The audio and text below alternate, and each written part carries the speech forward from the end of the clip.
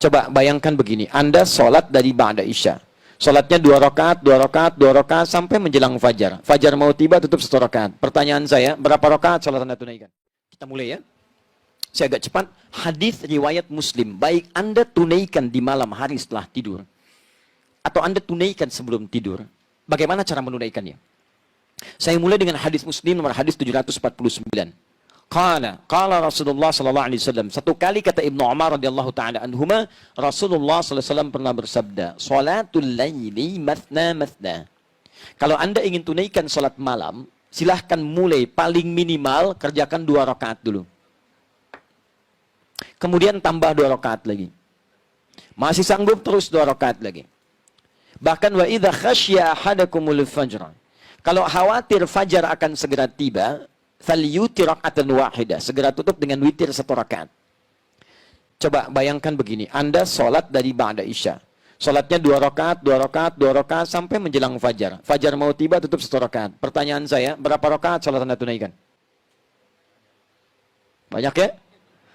Apa kesimpulannya? Cara memahami hadis ini artinya tidak ada batasan spesifik dalam sholat malam ini.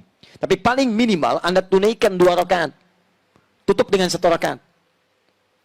Ustaz, kok ada peluang 2 rakaat? Jangan bayangkan semua orang tunaikan ba'da isya. Ada orang yang tidur dulu.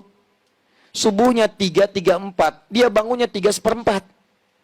Waktu dia harus bagi antara sahur dengan kemudian sholatnya. Ada peluang nggak? Baik, misal dia bisa kerjakan 5 menitnya. Dia bagi-bagi di situ. Dia punya waktu di situ 19 menit. Ya 10 menit dia tunaikan misalnya untuk sholatnya, 2 rakaat tambah witir 1 rakaat. 10 menitnya digunakan misalnya untuk makan sahurnya. Atau 9 menit, 10 menitnya. Baik, maka dia punya peluang 2 rakaat kerjakan, kemudian 1 menit tutup, 1 rakaat tutup dengan witirnya. Artinya apa? Kesimpulan umumnya adalah Nabi pertama tidak membatasi jumlah rakaatnya. Jelas ya? Tapi paling minimal berapa? 2. Witir berapa? 1. Jelas? Oke, sekarang muncul pertanyaan, ya Rasulullah, kalau nggak dibatasi begitu, nanti rakaatnya berantakan. Yang 1 paket hemat, 2, witir 1. Yang 1 pertengahan, ada 4, witir 1. Yang lainnya ambil 11, yang lain lebih daripada itu. Adakah baginda Rasulullah SAW mencontohkan pada kami rakaat standar? Sehingga dengan itu jadi standar penunaian salat ini.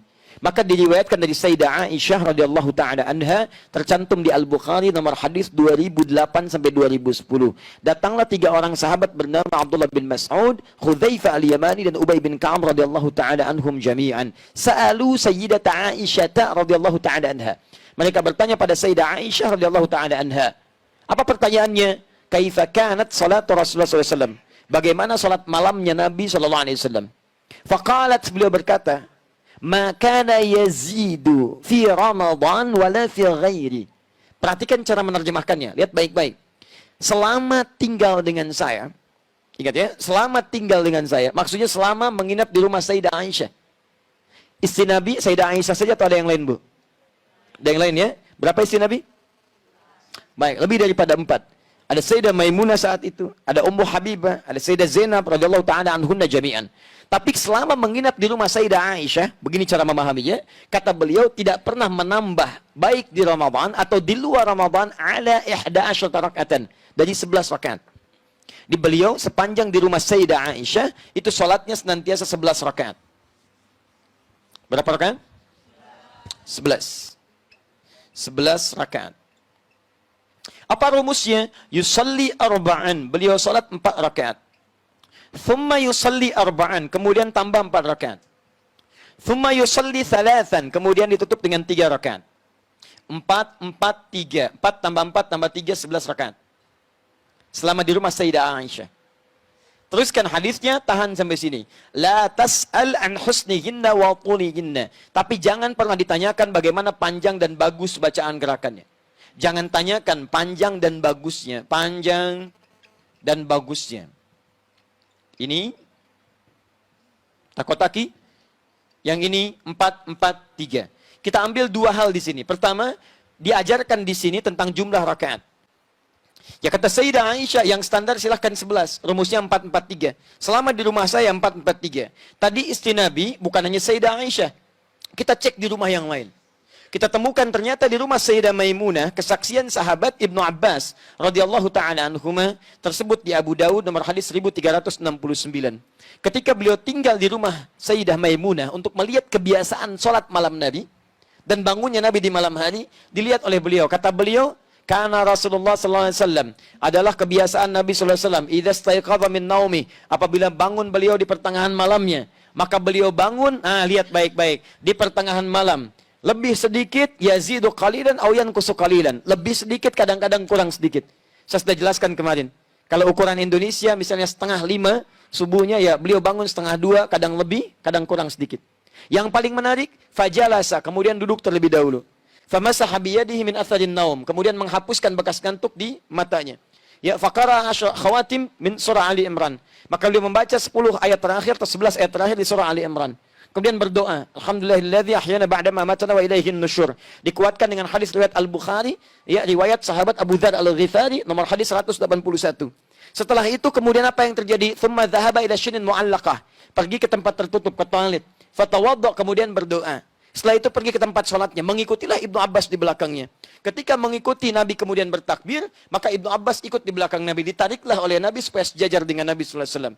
Hadis ini menunjukkan bolehnya imam, kalau makmumnya seorang, itu boleh berdiri sejajar. Ini imam, ini makmum. Sejajar. Paham ya? Boleh juga makmum di belakang, imam di depan. Sejajar, ya tidak sejajar, tapi agak maju sedikit. Masih berdempet. Kalau makmumnya diduga, itu sudah baik, sudah kuat, sudah dewasa, sanggup menjaga dirinya. Tapi kalau anak ini baru kecil, kita boleh tarik sejajar dengan kita. Tidak ada masalah. Teruskan. Apa yang dilakukan oleh Nabi? Kata beliau, Nabi membuka dengan 2 rakaat yang ringan. Dikenal dengan khafifatain. Ditunaikan salat 2 rakaat dulu. Boleh, silahkan. Khafifatain. Nggak pakai bacaan surat lain selain Al-Fatihah. Takbir Allahu Akbar, langsung Al-Fatihah. Ruku yang tidak sujud. Duduk di antara 2 sujud, sujud bangkit lagi 2 rakaat seperti hal yang sama. Paham ya? Setelah itu beliau tunaikan salat intinya, beliau katakan 2 rakaat. Kemudian 2 rakaat. Kemudian 2 rakaat. Kemudian 2 rakaat. Kemudian 2 rakaat. Kemudian 1 rakaat. Jumlah berapa? 11. 2 tambah 2, 4 tambah 2, 6 tambah 2, 8 tambah 2, 10 tambah 1, 11. 11 rakaat. Kalau ingin ditambah dengan salat yang pemanasan tadi, khafifatain 2 rakaat ringan, berarti 13 rakaat. Poinnya, intinya tetap 11, tambahannya 2 rakaat sebagai 2 rakaat yang ringan. Di rumah Sayyidah Maimunah, beliau menunaikan rakaat standar 11 rakaat juga. Ingat ya, tapi rumusnya 2, 2, 2, 2, ujungnya 1. Boleh kalau mau witirnya 3, ujungnya 3. 2, 2, 2, 2, ujung 3. Atau 2, 2, 2, 2, 2, ujungnya 1. Jelas? Berapa rakaat? 11 rakaat. Dan ini mau 4, 4, 3, 2, 2, ujung 1 atau 3, jumlah 11, itu tidak saling mengungguli. Nggak ada masalah, dan jangan bertengkar pada urusan seperti ini. Oh yang benar itu 11, 4, 4, 3, formulanya bagus. Kemarin Bayern Munchen ngalahin Hamburg juga 4, 4, 3, misalnya. Sampai jadi juara misalnya. Dan seterusnya.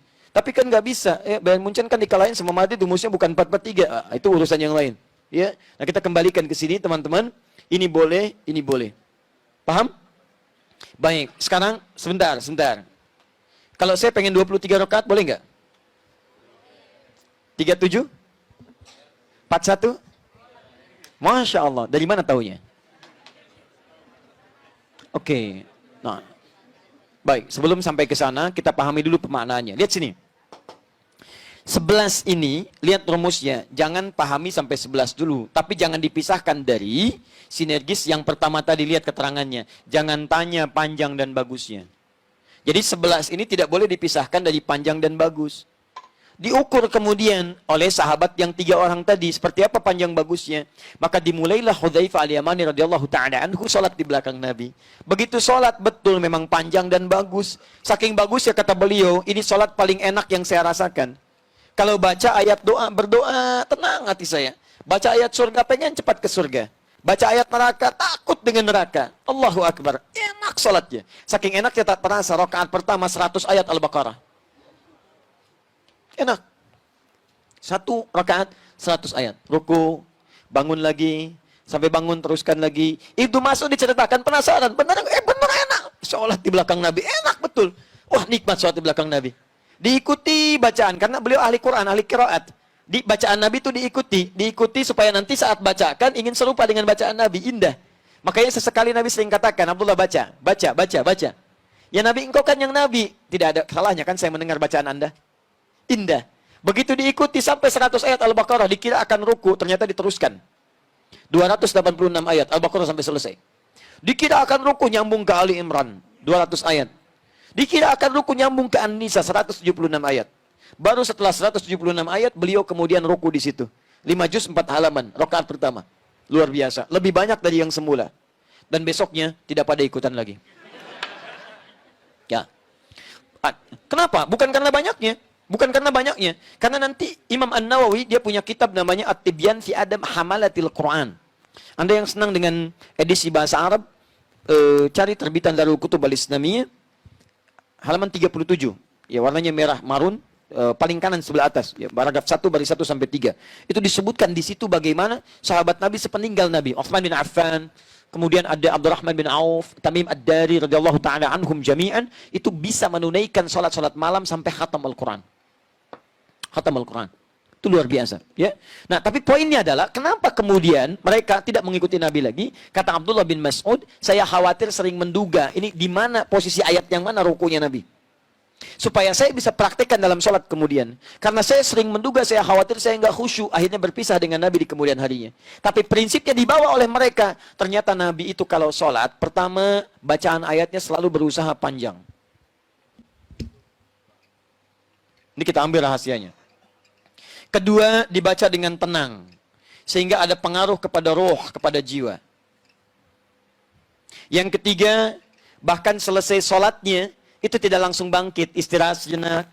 Dalam istirahatnya berdoa, beliau memohon ampunan kepada Allah. Allahumma innaka afuwun tuhibbul afwa fa'fu anni.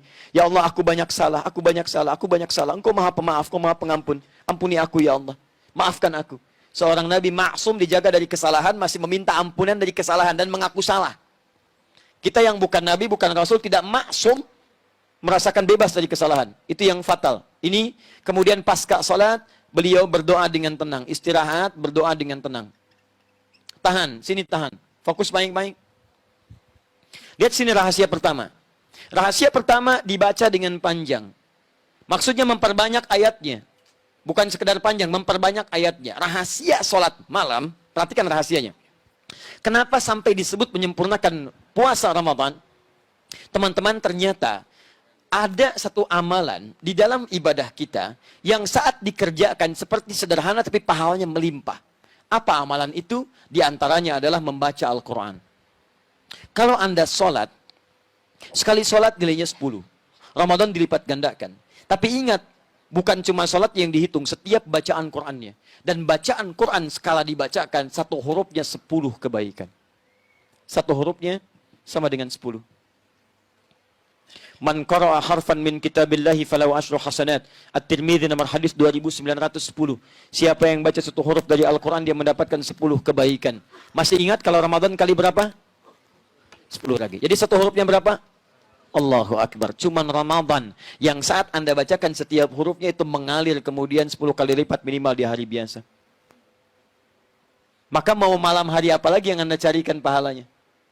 Kalau Anda kehilangan Ramadan, peluang ini nggak ada. Makanya Nabi mengajarkan pada kita, jangan ributkan masalah rakaatnya. Anda harus maksimalkan, baca yang banyak, karena peluang pahalanya banyak. Silahkan cek. Jadi kalau Anda mau sholatnya 11, mau yang lainnya, maksimalkan. Yang penting bacaannya itu, usahakan maksimalkan panjang, dalam arti perbanyak ayatnya. Banyak ayatnya. Karena setiap